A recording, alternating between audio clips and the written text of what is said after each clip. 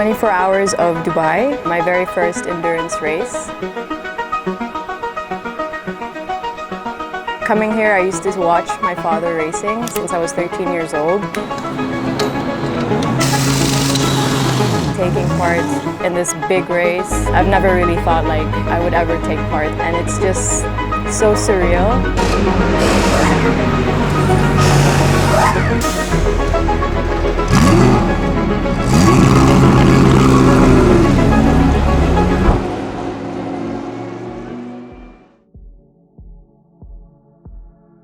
So this week we have the 24 hours of Dubai, my very first endurance race. Coming here, I used to watch my father racing since I was 13 years old. For me to finally step into his world and race and him support me is something like a feeling I can't really explain. And it's just so surreal, watching him win, watching him on the grid, watching him do the driver change, just trying to stay with him for the whole 24-hour, which was so difficult, but like I really wanted to be a part of that world, and I'm now finally doing it after 7, 8, and more than 10 years. It's just a crazy feeling, so I'm really excited to take part in my first endurance race. So we had a gearbox problem. Yeah. And now it's fixed, but we missed like half of the session this morning and a bit of the afternoon session. So I'll go out and do a few laps. And yeah, we'll see pace-wise if the car is overall good to drive and see how reliable it is. So I'll just be doing first 5 push laps and then 5 fuel saving and practice fuel saving for the 24-hour endurance. This is all very new to me, so I don't usually do fuel save, I just push till the end, so it's gonna be hard for me to like step up. Yeah, I'm excited. It's a really nice car. We did the first day test on Monday and it was super fast, so we're excited. The significance would be, it would be also my first time in a GT car, as I'm so used to prototypes and Formula cars. To jump into a GT car and race, it's a different feeling, and I think it's a car I really enjoyed to drive. I got into the rhythm pretty quick.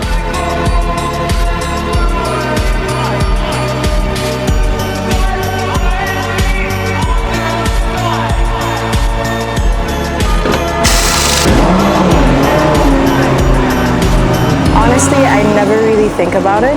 I'm just doing what I love and I'm just following my father's footsteps. I never really put into my head whether I was the first female Emirati racing driver that ever took part in this race. I think it's also the first endurance race ever. An Emirati female taking part. But like, I just love what I do and I just want to have fun and follow my father's footsteps, gain experience, gain knowledge, and just, you know, get good results. Go drinking coffee is possible. And then midnight, oh, tomorrow morning I need to don't sleep for full night to make it happen. Come on. It's preparing for it, you know. I need to be on time at 10 o'clock, and now I relax. So I was sleeping and he woke me up like, are you ready to jump in? I was like, I see it's not 5. Yeah, I was born ready.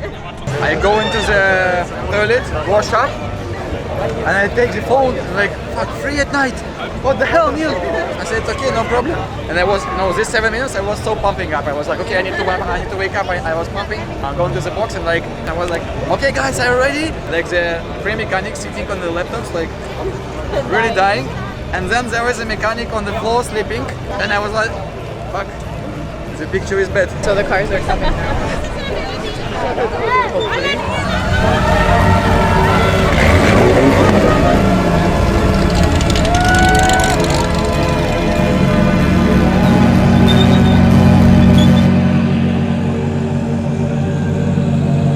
What do you think of the car's livery? Honestly, I love it. It's so simple and blue and white. It's just like the perfect touch, you know? And it's like the nice blue.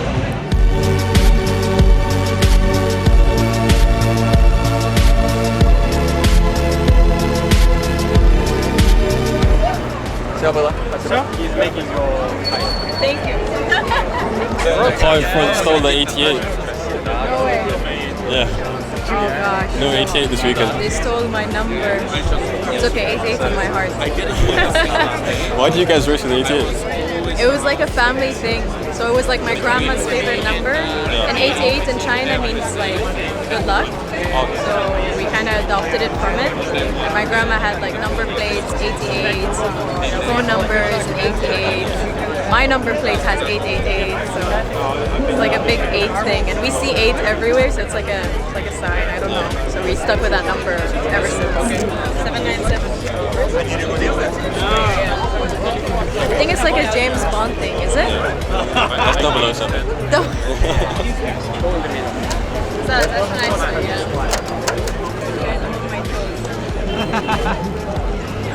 We can all do that. One size racing team, guys. Yay! Finally, I look tall. I think Amna is super fast. It's really cool to have her here, especially in Dubai for 24 hours. She proved herself that she's a really good driver. So I hope we can finish the race, and if we do that in the right way, we can have a really nice result. Yeah, it's so nice. She's a cool teammate. I mean, to spend time with such, a cool person in the motorsport, and so we're happy that she's joined us. But overall, it's just fun because we are having good jokes and sharing the cool car. So yeah, I hope it's gonna be a nice weekend. Especially cool is driver change with Amna when we're changing the drivers and the seats. She's so small that I need to take care of her. So it's the most nice part. Yeah, hope it's gonna be a good weekend. Well, first of all and foremost, it's an honor to share the car with Amna. She is for sure the best driver in the region, and I'm honored to be having such a strong teammate. And I think we are in a position where we can all achieve a good result. It was really nice. A lot of people, a lot of familiar faces that I knew in F1 Academy. So yeah, it was really fun. I enjoyed it. Now I can have something to eat and go sleep. I'm a bit tired. Yeah. 9 a.m. till 5 p.m. Yeah, you gotta get as much sleep as possible I'm before practicing. the... Yeah, I'm practicing for the 24 hours. This opportunity came in from Rosa themselves. They reached out to me and wanted to test me in Motorland and see my pace, and they were quite happy with how I was pace-wise. And since it's 24 hours of Dubai, they would like to have an Emirati driver within the team, and so they asked me if I was interested, and of course, you know, who would say no to driving an amazing car with an amazing team at the 24 hours of Dubai. So it was like something I couldn't say no to. Only now. А там еще что-то такое написано. Окей, ну просто, а почему тормоз? So the 24-hour race, it's not about like putting in the fastest laps the whole 24-hour race. It's all about being cautious, being aware, being safe, trying to avoid crashes, trying to avoid silly mistakes, getting penalties. It's all about like keeping the car in one piece, just finishing the race. And it's all about strategy as well. So fuel saving, tire saving, all of these come to play. And as well as, you know, like managing traffic. There's also like different stints, so you switch within, maybe each car has around 3 to 5 drivers, and you keep doing different stints, you switch, and always, you know, plans keep changing. Sometimes they'll tell you you'll have a 3-hour break, but then you have like a 20-minute break and you need to jump into the car, so it's a very unpredictable race. Anything can happen. Trying to cut them off? It's gonna hurt. I'll just go to a salon. He's laughing at me. We're gonna have to do driver change. It's my first time applying belts for someone, so I need to learn how to go out and apply belts and yada yada yada. I struggled a bit. I mean, I did it good, but it's just like I'm slow, and I had an issue with like my nails, and I chopped them all off. I was like planning to get rid of my nails, but I never had time to like go to the salon and cut them. So I did it with scissors, DIY right here. My preparation was a lot of sim. I did some sim sessions, physical-wise. I've been training before anyways, and driving a GT car doesn't really require a lot of physical aspect, maybe just the neck because you're going to be driving a lot. But other than that, it was pretty easy for me since I raced in formulas. It was much more tough in formulas than it is here. I think it's just the heat, because you'll be in the car for 1 hour, we don't have AC, and it's just managing the heat and trying to, you know, survive in the car is something that I've always got used to anyways.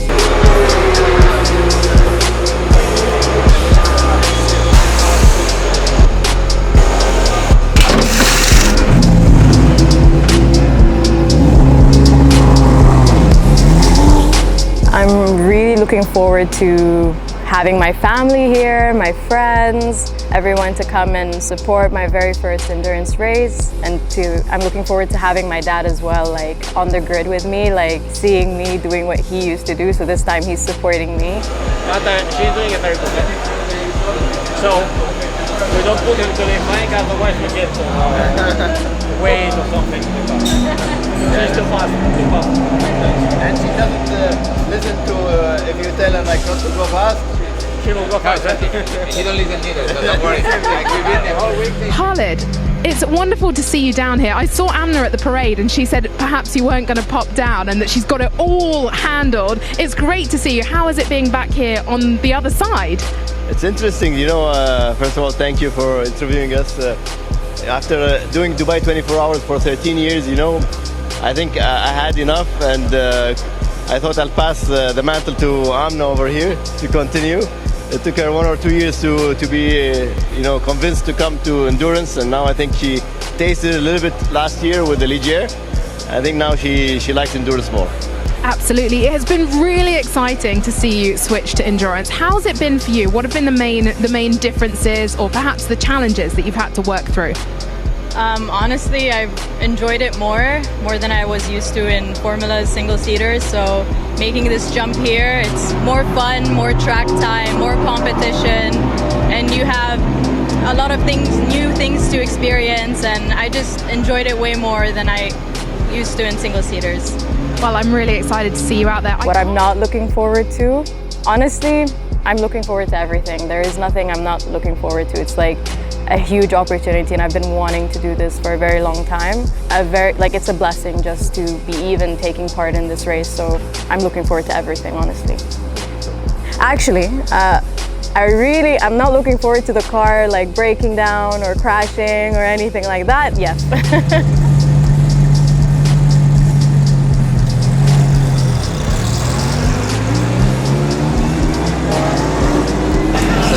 Qualifying, we had Slava the last one out, and we got P4. So I didn't jump in for qualifying. They wanted me to stay out. Me and Roman did not do the qualifying session, so just the two drivers we had. And yeah, it was good, pretty close. So we're looking forward to doing the 24 hours. They're going to take the average time and then put it as our classification. I've never really even thought like I would progress in motorsports. I just thought it was like more of a hobby. So seeing myself now like taking part in this big race that I've been spectating for my whole entire childhood, I've never really thought like I would ever take part. I was like, I hope, I wish. It was never I will. It's just, yeah, it's a feeling I really can't explain. It's just fills me with joy. Every time I come to the track, I'm like so happy, so excited, and it's like, you know?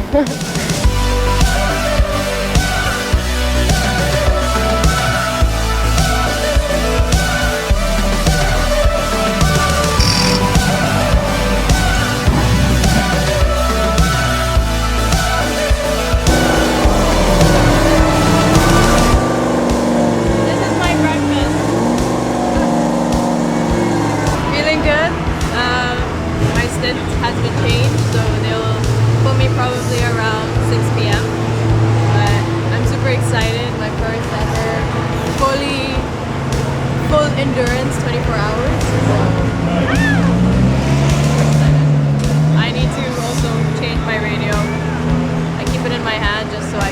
myself after the start of the Dubai one.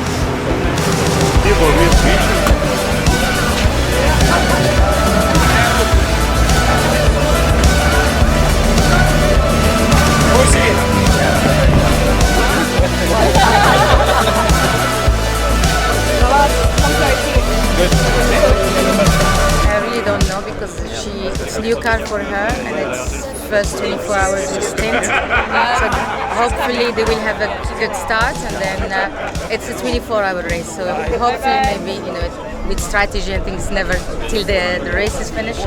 You never know, but I'm sure she will do very good. How are you? I'm good. I'm itching to jump in the car, but I'm good. You excited for Amna? Yes, really excited. It's her first ever Dubai 24 hours. I know that she's been wanting to do this race for a while, watching my dad back, winning it 3 times in a row. So yeah, she's excited and I'm excited for her and inshallah all goes well.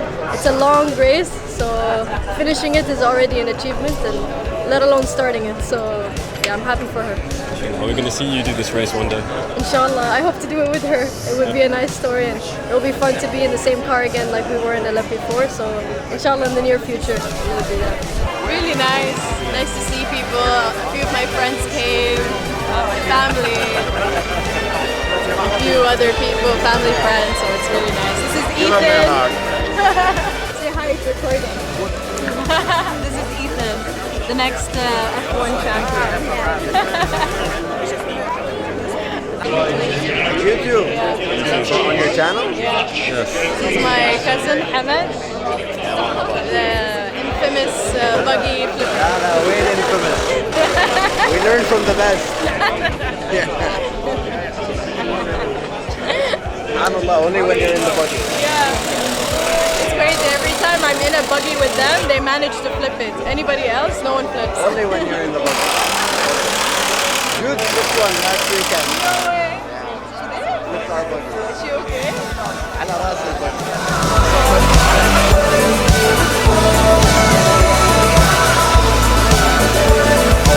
Honestly, it was an amazing feeling. The last time I ever went on a grid walk for the 24-hour was supporting my father. So I would come, support him, take pictures with him, talk to him. It's crazy how the roles are reversed, and now he's coming and supporting me and watching me, taking pictures with me, and it's a very fun, weird feeling. It's like I almost replaced him in a way. But no, it was such a nice feeling, and I'm so proud and happy of how far I've come. I don't know, anything can happen, but the most important thing is that everybody in the team extracts their best. And if that happens, we're going to have a positive end, I'm sure.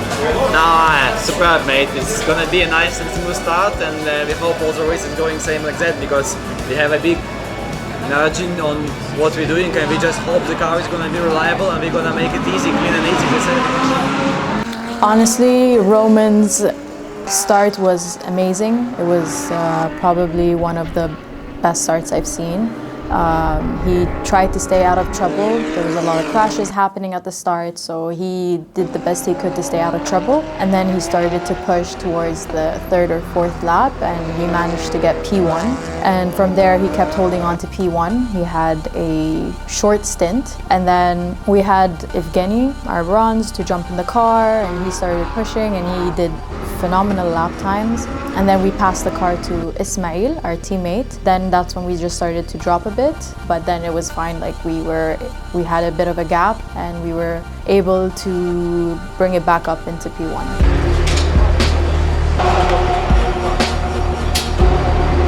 Honestly, like waiting was I was like very anxious, because the whole process, like trying to remember the driver change, I didn't want to like do any silly mistakes. I had a problem as well with my radio, it wasn't working. So I bought a new radio, and I was worried that maybe this new radio wouldn't also work. So I had like a lot of thoughts running in my head. I had to put on my helmet 30 minutes before my stint, just in case there might be a code 60, or just in case something happened to the car, or maybe, I don't know, we have a puncture, we want to save up on time, so we have to like change drivers really quick. So I was already in my gear 30 minutes before, which was a really good sign because like 10-15 minutes after I had to jump in the car immediately.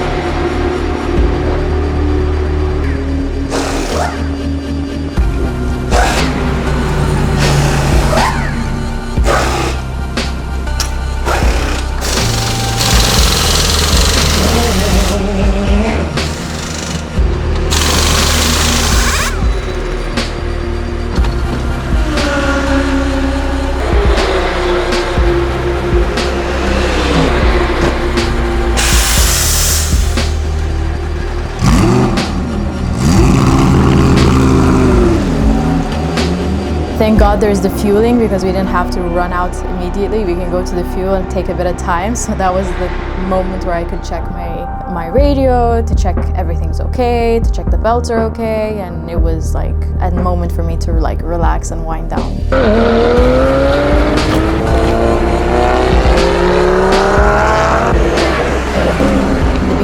Like trying to warm up the tires, trying to get used to the car again, trying my best to keep the car as well on track and not off doing like any stupid mistakes. So in the beginning I was just taking it easy and trying to manage through traffic, and then with time then I was able to have a few clear laps, and I managed to do like really good times, really quick times. Slowly try to bring the car closer to the top guys up front that were fighting in class. Then we had the code 60, and there was a topic we had at the briefing about code 60 where they mentioned if it happened towards the end of your stint, I had like 15 minutes left, that you should basically box, no matter what, to box.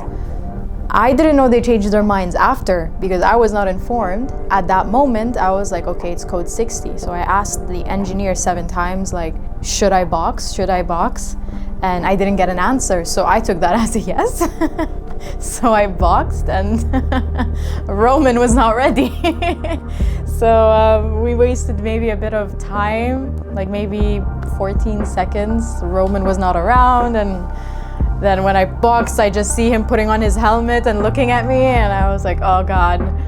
And I got out of the car and they were all upset and like, we didn't tell you to box, why did you box? And I'm like, okay, you could have told me to maybe fuel or something, or we could have not wasted that much time. But anyways, it was like a small mistake from everyone's side. There was no communication whatsoever. And it's like a learning thing for me. There was communication that I would be jumping in the car around 2 a.m. But then all of a sudden they changed their minds. They wanted to do longer stints. So each driver will be doing 2 hours. That means my stint was delayed to maybe 4 a.m. But then they wanted a driver to stay longer on track. So then my stint got delayed to like 5 or 6 a.m. So I didn't manage to have enough sleep because everything was changing and I didn't want to be at risk of not being aware of anything. So I was always like, okay, I'm gonna rest for 10 minutes. But then in my head, I'm like, oh God, maybe something happened. So I went down to the team and I'm checking if everything's okay. And they tell me like, oh, your stint's been delayed, and I go back up. And then I run back down again. And I have a phone, I could just message them, but I don't know why I had the need to go all the way to them.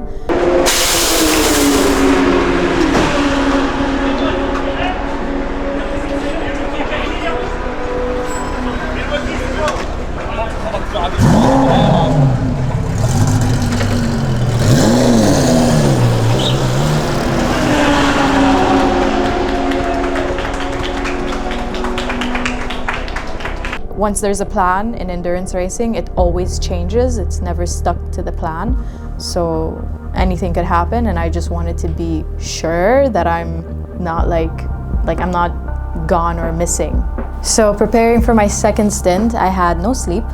I was just full of nerves and everything. So I was up from 9 a.m. to my stint at 6 a.m. It was really nice because I got to see the sunset, which was super cool. So from like nighttime to slowly going into the daytime, it was such a nice feeling. But the track condition was really bad. It was a bit misty, so it was a bit slippery on track. So trying to adapt to that was a bit tough. I was doing really good lap times despite with all the traffic. My sectors were super good as well compared to Roman, who's our top driver. But I had a small issue with the tires. I got a puncture while I was exiting a corner. I lost the rear completely and it sent me into the wall. Oh no! Oh, and we're going to definitely go code 60 because the Rossa car is in the wall. And that has knocked off the front end of that Rossa machine. Oh look, there we go. Amna has, it is just the nose that's been knocked off and Amna's been able to get it back. That's great that we can get the Rossa Corsa back and hopefully repaired. And I panicked in that moment. I didn't know if the car was completely damaged or if, I don't know, I was just, you know, in a moment of like panic attack, and I was on the radio and I'm apologizing, I'm so sorry, I'm so sorry, I'm so sorry, and they're like, Amna, shut up, just start the car and come to the pits. And I'm like, oh, okay. They're like, can you move the car? I'm like, oh yeah, I can move the car. And what was funny was once I hit the wall and I brought the car back, Roman said the car felt better and we gained like 1 second because of my incident. So I'm like, I don't know if it's a good thing or a bad thing. Roman was doing phenomenal, and while he wanted to overtake 2 Porsche cars, so he was under braking, one of the Porsche didn't check his mirrors and just hit Roman under braking. He moved under braking and hit Roman. The car was like around 250 kilometers and lost the front and we hit the wall. Oh, huge incident coming towards the end of that long straight. Is that the Rossa car? It is the Rossa. There's a Porsche involved in that as well. And the car was completely damaged, but thankfully Roman was okay. And that was the end of our 24-hour endurance with just 4 hours to go. I was honestly like sad for the team. They worked so hard, and I think it's the first time they were able to go throughout the 24 hours and the car was able to go through that long of a stint. And it also shows how safe the car is. They were happy with that, but they were not happy about the race discontinuing. We were P3 when it happened. It was difficult to try and fight for P1 or 2 because they had a really big gap, like 13 laps. What was crazy was after our crash, like 30 minutes later, the guys in P1 that were leading had an engine problem. So we could have maybe gotten a P2. So it was a bit annoying. Overall, I found the experience very, very challenging, very new. It was something completely different to what I expected. I think other than that, I've learned a lot on track, maybe how I should rest myself, what I should eat. I barely ate throughout the 24 hours because I was too stressed and I had so many nerves running in, and I was just, I was walking around a lot. I was just, you know, it was a brand new experience and I just wanted to do really well and make the team know that they made the right choice having me as one of their driver lineup. Next time is just to be confident, to learn and just, you know, take everything easy and just not stress too much about anything. My dad and I spoke about this and we were hoping maybe one day we'll put my sister and my brother to try and learn and adapt to the GT car, and maybe hopefully we'll do an Alcobacy lineup, right? What's next is, you know, it's always a cycle for me, always towards the end of a season till February or March. It's always something new, like it's always unknown what I'm gonna do next. This whole 24-hour GT was a thing that just came out of the blue. What's next is really unknown. I'm not too sure what's next for me. Maybe it's gonna be towards GTs, maybe it's towards LMPs. All depends, you know, on what I have. But honestly, I had a lot of good offers from a lot of teams and a lot of sponsors and car manufacturers that are interested to have me as a part of their programs. Porsche Carrera Cup Asia was interested. I have Rossa that's interested as well, and a couple of other teams. And it's like from not knowing and accepting my fate about not having anything next year to all of a sudden having so many offers handed to me, and it's like I don't know which one now to choose. So let's see. It's still under the talks, and I'll let you guys know. Maybe you guys will find out already, maybe not. That's a good problem to have. Yeah, I've always prayed for these problems. I've never had this problem ever, so having this problem right now is like a prayer that's answered. I want to say thank you to Rosa and Roman Rozanov and Evgeny for giving me this amazing opportunity, and I really look forward to working with you guys in the upcoming future. And the car is phenomenal. It's an amazing car to drive. A dream come true. You guys made my dream come true to compete in the 24-hour endurance, and to finally have that dream come true with you guys is a huge blessing, and I can't thank you enough for giving me this amazing opportunity. And I'll see you guys maybe in the next season. I don't know. Next season, next race.